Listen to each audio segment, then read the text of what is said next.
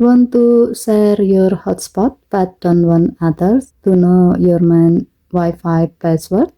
Or maybe you just want a safer, temporary way to let guys connect? On the Galaxy S25 Ultra, you can use a one-time password for your mobile hotspot.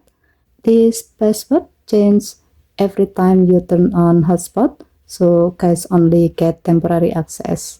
Let me show you how to use it.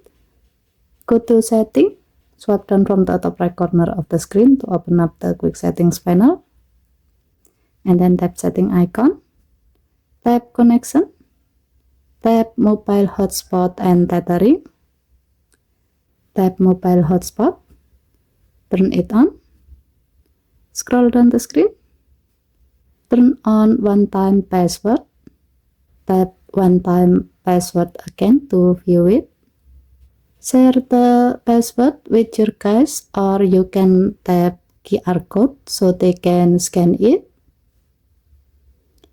Now they can connect to your hotspot safely. When you turn off mobile hotspot, the password will reset automatically. And that's it. Using one-time password makes sharing your hotspot safer because guests only get temporary access and your main password stays private.